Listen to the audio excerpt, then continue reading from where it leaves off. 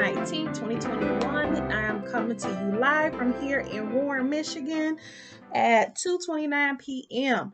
If you're wondering where Warren, Michigan is, it is just outside of Detroit. It's on the north east side of Detroit. So literally, I'm like 2 blocks from Detroit, literally. But anyway, that's not being said. That's not what this video is about today. Today, I'm coming to you guys about cleansing, okay? Cleansing. I don't care if you drink water all day and eat just only carrot sticks all day. You need to cleanse. Everybody needs to cleanse, and they need to do it at least once a year at the bare minimum, but you do need to cleanse, okay? And so I'm going to discuss in this video today the different cleanses that there are, and some of the things you want to look out for. And before I get started, I want to do my disclaimer because I am not a medical professional. So please talk to your doctor or a medical advisor before you start this or any other cleansing program, okay? We just have to say that because we have to cover our own butts, okay? So I did not tell you to do this all on your own. I told you to talk to your doctor first, okay? So I'll put that out there. Now, that out the way. We can talk for real. So there are different cleanses, and it just really depends on what you're trying to accomplish with it and how far you want to go. Is this your first time cleansing, or have you been cleansing for the past who knows how many years? So the whole ideal of cleansing comes about where we breathe in toxins, we digest toxins, we get it in our water, we get it in our food, we get it in the air we breathe, we get it on the stuff that we put on our skin. Yes, the stuff you put on your skin gets absorbed into your body. I know people don't think about that a lot of times with the lotions and perfumes and colognes and all the other things that we might put on our body, but yes, it gets absorbed in your skin, and that ends up being in your body. So just from our day-to-day routines, our day-to-day activity, lifestyle, whatever you want to call it, we ingest toxins every single day. And what those toxins do in our body is they seek out little areas to sit and cluster together and then cause us problems, whether it's bloating, headaches, skin problems like echinacea, like eczema, whatever the problem may be, those what they call free radicals and toxins and things get absorbed in our body. It gets stored in the fat cells. It gets just everywhere in your organs, all of that. So every year, at least once a year, you need to do a cleanse to kind of clean it out. And there are different ways in which you can do it. Okay. So there are some that are more extreme and some that are more of a light cleanse. Okay. So along the lines of your light cleanse would be something you can follow, kind of like the Daniel fast that people do during the Easter Lent season. The Daniel fast is basically where you're just eating fruits and vegetables. That's it. And drinking water. So you avoid the sugars and you avoid the flours and all that kind of carb stuff that you know is not good for you. Because let's face it, we all know what we eat, whether it's good for us or not. Whether we're going to lie to ourselves or not, we know what we had and we know whether it was good for us or not. So those foods that we know are bad for us, like them potato chips that taste so good, them cakes that hit that sweet tooth, the candy that get that sweet tooth, all that stuff we know is not good for the body. So when you're doing your cleanse, you're basically avoiding all that stuff. You're basically taking on what's called a whole foods diet. So you're eating foods that are unprocessed. Okay, so no lunch meat, no, if it comes in a box, no. Just no. So no au gratin potatoes, no rice-a-roni, no none of that, okay? You want to stick to your grains like your lentils. You can have brown rice. You can do things like that and ingest your vegetables and drink no juices, but you can have water and tea or even coffee, but no cream, no sugar. Honey is questionable. You use that at your own discretion. But you want to avoid all those things and just basically keep it wholesome. So a lot of times people will make like a lentil soup, or they'll eat salads and eat fruits and vegetables and, you know, your nuts, seeds, and berries, that kind of thing. And that kind of gives your body a break from the harsher stuff that we usually ingest, like dairy and cheese and meat, you know, so it gives your body a break from the rough stuff. and allows your body to use that roughage from those vegetables and fruits to clean itself out. So that would be more so on like your mild side. If you wanted to kick it up a notch, you could do it to where all you eat is just raw stuff. So you only eating raw vegetables, only eating raw fruits, and that's all you consume during that time. Some people like to mix it up a little and they'll do juicing.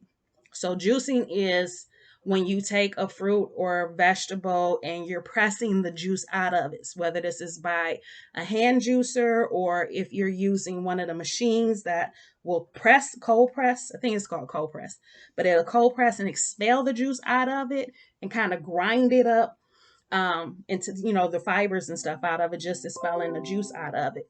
Or you can do it in a juicer that actually, it kind of like parades it.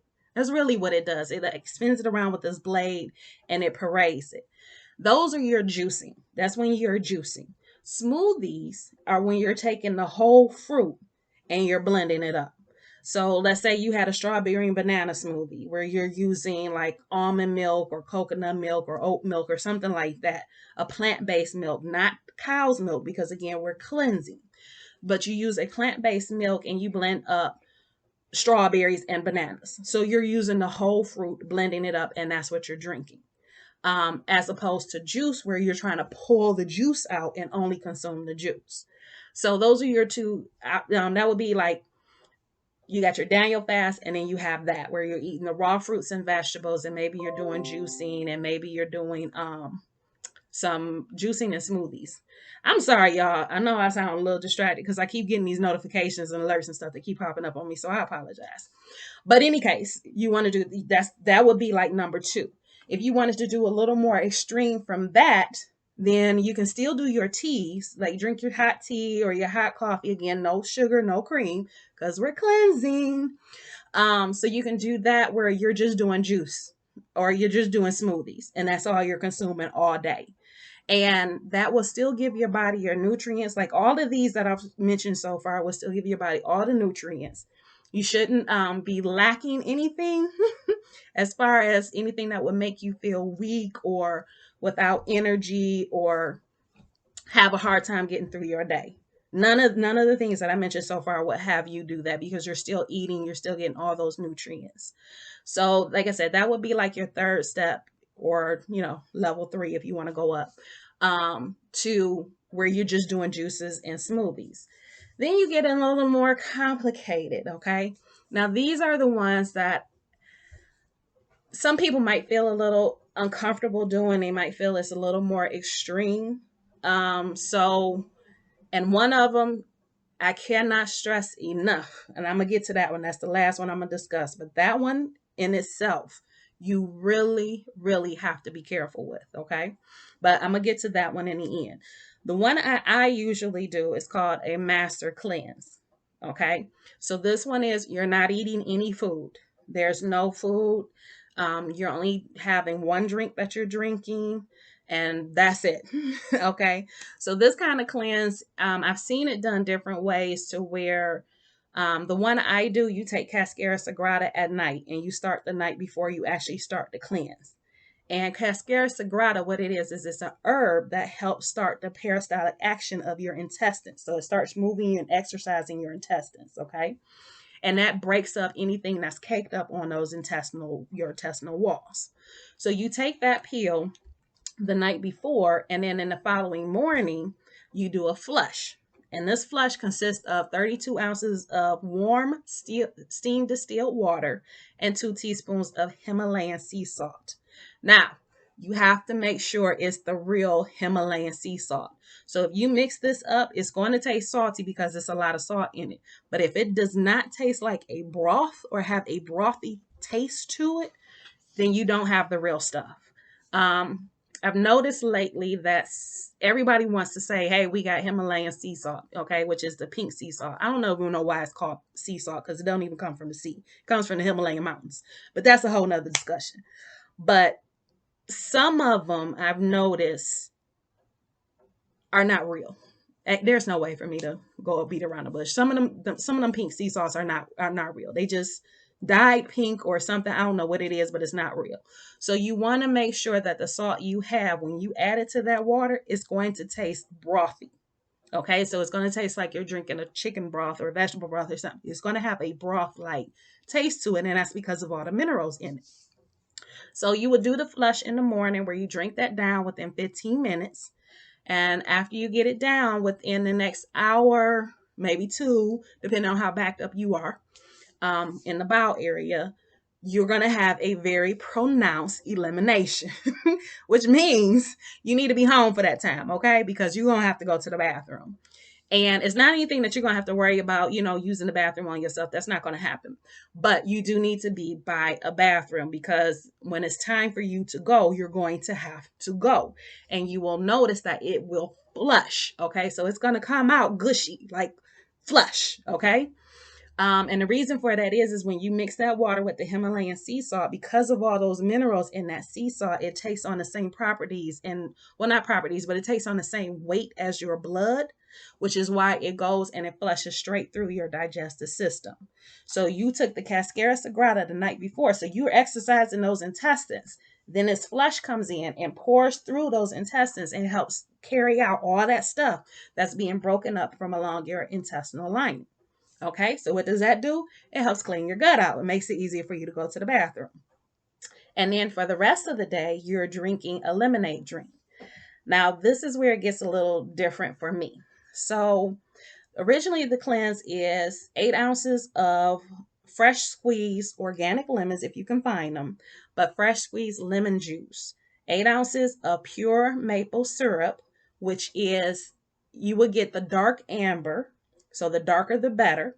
So you get dark amber, or if you can find it where they still have it labeled where it's grade B as in boy, then you can get that one. Those are the ones that have the higher mineral content in them, okay? But you want to make sure it's 100% pure. And if you can get the maple syrup from your local areas, that's better, because, just like with honey, it's better if you get it from closest to your own environment, as far as allergies and things like that.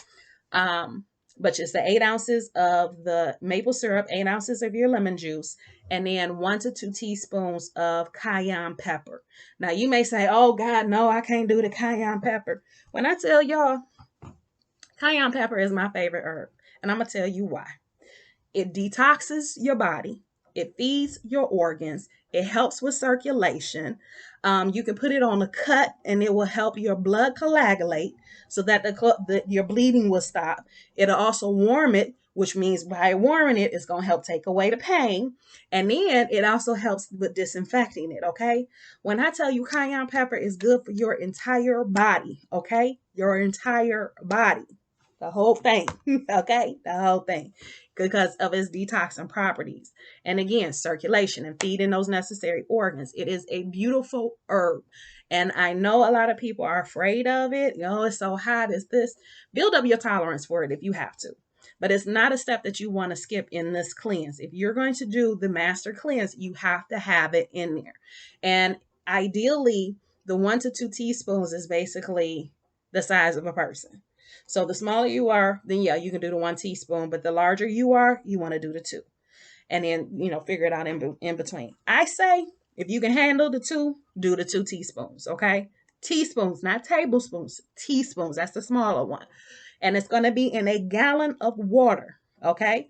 So you're going to put in the gallon of water, you're going to put your lemon juice, you're going to put your maple syrup, and you're going to put your cayenne pepper, okay? All of that is in there. So I'm going to go through this again, just so you get the master cleanse. This is the one that I do. You start with the Cascara Sagrada the night before. You do your flush the morning of, which is the 32 ounces of the steam distilled water and the 2 teaspoons of real Himalayan salt, which is the pink stuff. And you drink that down within 15 minutes.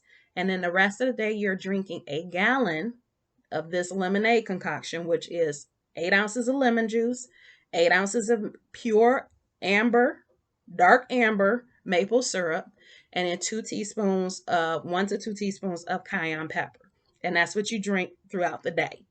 and that's your cleanse. And then you start it all over again. So if you start on day one, the day before, you do your cascara, then you do your flush, and the next day you do your flush, you do your cleanse, you take your cascara. Next day, flush, cleanse, cascara, and you keep going on. Now, this is a flush that you can do at most 30 days. That's the longest you want to do. You don't want to go over 30 days. The minimum would be 3. And I would say 3 would be more so for the person who you cleanse on a regular.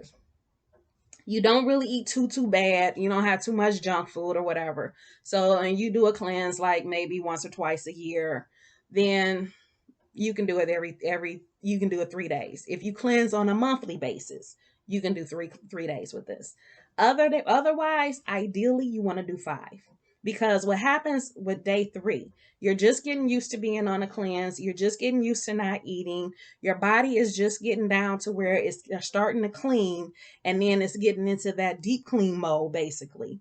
And then after the deep clean mode, then you start actually repairing things in your body. Your body will start to take the time to repair stuff and fix stuff. Okay. It's kind of like if you were to think about it with your house. You go through, and let's say Monday through Friday, you do surface cleans. Okay. So yeah, you do the dishes, you wipe the counters off, put them in the dishwasher, put them up, all that kind of stuff. If there's a spill or something, yeah, you sweep. But outside of that, you just wipe down the bathroom, or, you pick up stuff here and there. And that's pretty much what you do Monday through Friday. Then when the weekend hits, that Saturday morning or Sunday, whichever day you decide to do it, that's when you go in here, you really scrub down and wipe them counters, you sweeping and mopping, you wiping cabinets, you cleaning the bathroom, you're cleaning out the tub, you're sweeping and mopping in here, changing, the towels and the floor mats and stuff. You're going in your bedroom and you're cleaning up, you're changing your sheets, and that's what a cleanse does. So day 1 through 3 would be like that Monday through Friday. And then any day over that would be like that weekend cleanse that you do at your house, but you're doing this with your body. Okay. Now, some of the variations that I've seen with this is instead of Cascara Sagrada, they're doing Detox Tea. So instead of Cascara Sagrada and the flush, I should say, they're doing a Detox Tea. Okay. So you would do a Detox Tea the night before, the morning of, and then you would start this cleanse. So that was the first time I did it, and that was how I did it. And I can tell you there is a major difference between doing it with your tea, with drinking a detox tea, and maybe you can even add a colon cleansing product to it. Like I know some people use these pills and things. I don't do all of that, but I know they do use that. So you can do that sort of way about going if you don't want to do Cascara Sagrada and the flush. But I'm gonna tell you, it's a huge difference. So when I first did it, I used the detox tea where I would take the tea at night and take it in the morning, drink the lemonade drink throughout the day, drink my detox tea, and I would go through that process. And I noticed that I had headaches. It was hard for me to focus during them first few days. And I just overall didn't feel good. Okay. For the first couple of days. Now, by the time I got to day 3, all of that started going away and I was feeling better. And it didn't really hinder me from doing things that I was doing at the time. But with my head hurting and everything, I didn't really feel like doing it, if you know what I mean. And then when I came across my class with Dr. Dawu, I was taking an herbal class and with him, and that's when the way he does it is the way I just told you guys, with the Cascara Sagrada and then with the flush. And what I notice is what that is, I don't really have the headaches like I did before the first time. I don't have the headaches. I don't really feel that groggy and just don't really feel too good part. And I'm still able to function and do everything that I would normally do in my day. So my daily schedule isn't disrupted by doing it that way. So, but it is common when you do a detox and anytime you cleansing, okay, it doesn't matter which one you do, whether it's the Daniel cleanse one or whether you going all the way out to the last one I'm going to talk about. Regardless, you're going to have some issues. You might end up with headaches. You might have a little diarrhea. You might just not feel good, so those are things that you want to keep an eye on and you want to be careful of because, again, that's what I tell y'all. If you have medical conditions and you know you have issues, talk to your doctor before you do these cleanses to make sure you even in a position to be doing them, okay? Because these things are going to happen, because as you cleanse, you are going to lose weight, okay? So you're going to be releasing fat cells as you do it. What's in those fat cells? Toxins that your body has stored. Okay, they get trapped in those fat cells. So when you cleanse, all that stuff is going to be released. So you're going to have reactions because of it. You might even break out in a rash, or you might end up with some acne. However, your body is going to respond, just be prepared for it. It doesn't mean that you're doing it wrong or something is wrong, but it's just something you need to be prepared for. Um, and that's the one, like I said, that's the one that I do. The next one that people like to do is just what's called the water fast. Now, this one, well, actually, before I get into that, because that's the last one I wanted to discuss. So there's intermittent fasting. Okay. So some people do intermittent fasting, which is also a cleansing cleansing process, because it gives your body a chance to digest, and it gives it a chance to rest to where it doesn't have to work so hard on digesting food, and gives you an opportunity to start cleansing and fixing things. So there is intermittent fasting. With this, the ideal is that you have one meal out the day, and it's a nice size meal that fills you up and is able to carry you out through the days. It does take some adjustment and getting used to, and that would depend on you and your body and your mindset. But what happens is after you get used to it, you get your body adjusted only having the one meal out the day. That's my sweet Sadie girl, y'all know. Anyway, so you can do the intermittent fasting. Again, if you have medical conditions, talk to your doctor first. And don't say, well, Toya told me, because Toya told you to talk to your doctor first. Okay. But intermittent fasting. So with that, the ideal is that that one meal that you have is packed full of as much nutrition as you can get in it. So you might have a smoothie, you might be doing some juice, you're going to have your salad, you're going to have some vegetables. If you eat meat, then you're going to have that, but it's going to be something that's lean and baked. Okay, it's not something you're going to fry. But the ideal is to pack as much nutrients as you can in that one meal, so it can help to carry you on and give your body what it needs to do what it needs to do. Okay, because when you take a break from eating food, it gives your body the opportunity to work on other stuff. Like maybe you have, some regeneration that has to be done in some of your cells in areas that you don't even know anything about. Maybe your gut needs some help and just needs a moment to just say, hey, listen, can I just breathe for a second before you start putting more stuff in me? So it just gives your body a chance to focus on other things other than digesting food and distributing it and doing everything that it does for the food. So that's intermittent fasting. The final one that I wanted to discuss is water fasting. This is one where you really, really, really want to seek medical attention if you plan on doing this. And this is where the only thing you're consuming is water. Some people take supplements while they're doing it, so they might take a multivitamin while they're doing a water fast. It is recommended, if you're going to do it, that you use spring water, because it's supposed to have minerals and things in there if it's real spring water. Or mineral water, but you want to seek medical attention, okay? Because this one can be very dangerous, okay? Some people can do it and it works beautifully for them and they have no adverse reactions to it, and that's wonderful. But some people, the stress that it puts on the body, because they'll do this water fast for 2 weeks, 3 weeks, a whole month. And the stress that it puts on the body sometimes is more than what the body can actually take.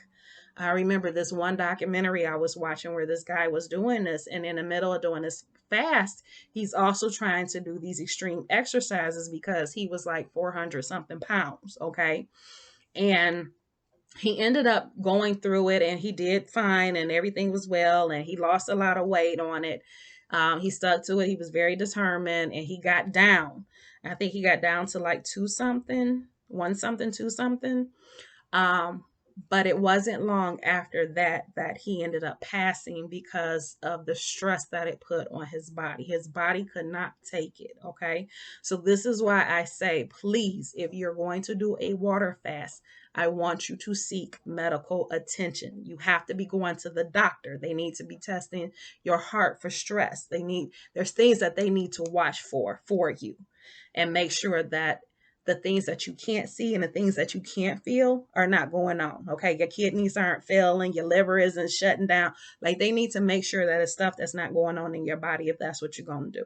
Now, I've seen people who done a water fast and they did it for 30 days and they were fine. Nothing happened. They released all the weight that they wanted to release and everything worked out beautifully for them. But it's just one of those that I really want you to exercise caution on if that's what you decide to do, and seek medical attention.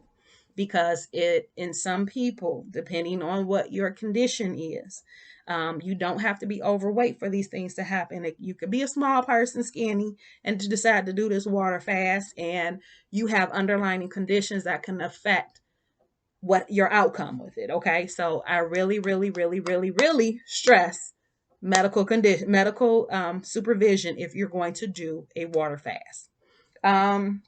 And then that just reminds me of one I forgot as well. So there's intermittent fasting. Well, not one I forgot, but more details. So intermittent fasting is, going back to that, is where, again, you only have this one meal out a day and you figure out which way it works best for you. If that one meal is better for you in the morning, in the afternoon, or in the evening. One of the cultures that does this every year are the Muslims. They do it through Ramadan, where they don't eat between sun up and sundown. They do not eat. So they don't eat anything until the sun goes down. And then that's when they have their meal. That's an example of intermittent fasting. If you have it, just maybe you're a morning person and you need that big meal to get you through the day, then you have it in the morning. Maybe it's the middle of the afternoon because your stomach can't take all that food in the beginning of the day. You need it in the middle. Then do it in the middle. Do it when it's comfortable for you. My recommendation for cleanse is to do one for 3 days every month. I know that's very difficult. Me myself, I don't always get it done every month, but that's the ideal, is to do it once every month for 3 days. I say at bare minimum, which is what, not bare minimum, but at minimum, which is what I usually do, is once or twice a year. I will do the master cleanse once or twice a year, and I try to do it for the 5 days. Um, but you have to do what's best for you. Like if you diabetic, you don't want to do no water cleanse. You can't do that. You can't do that. You can do like a Daniel cleanse. You can do like the cleanse that I talked about in the beginning. You can probably even do the juicing or the smoothie and the raw food. But don't go out here trying to do no water fasting and you diabetic. You know you need to eat every so often and watch your insulin intake and things like that. So don't try that. Okay. That's my point. That's what I'm saying. Talk to your doctor. You got medical conditions, talk to your doctor and tell them that you want to do a cleanse. Hopefully they support it. And will tell you and give you some guidance on what can be appropriate and what isn't. But guys, that's really all I have when it comes down to cleanses. I just really wanted to give you an idea and a background on the different ones that you can do, how they are, some of the reactions that you may have from it. And I'm also going to add on here, I'll probably just do that as a separate video where I show you. The last time I did the cleanse, I did take a video. Again, y'all know I got phone issues and I had to use my phone. So, it's amateur video, but whatever. You'll get the gist of it, where I show you how I put it together and what I go through. Because for me, I changed a master cleanse because when I cut back on my sugar intake and I tried to go do the cleanse, I couldn't take all that maple syrup. So the adjustment that I made for myself, and you may have to, maybe it's one of these cleanses that you like to do and you need to do an adjustment to it yourself. Listen to your body, listen and do what you need to do for you. But I had to do an adjustment. But I didn't want to take away the nutrient content of what it was in the master cleanse drink, the lemonade drink that I was doing. But I know I couldn't take the 8 ounces of maple syrup. It was just too much for me because I have been cutting back. So the alteration that I did for myself is I did the 8 ounces of the lemon juice. I did half a cup. So I only did 4 ounces of the maple syrup. And then I added 2 heaping tablespoons. I guess if you were actually to use a real tablespoon, it will probably be like 4 tablespoons of sea moss. And remember, I did the video where you did the real and the fake sea moss. So I'm talking about the real sea moss, not that fake mess.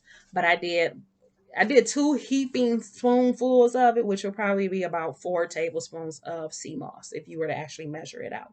But I'll post that video where I put that together separate because this one is long enough.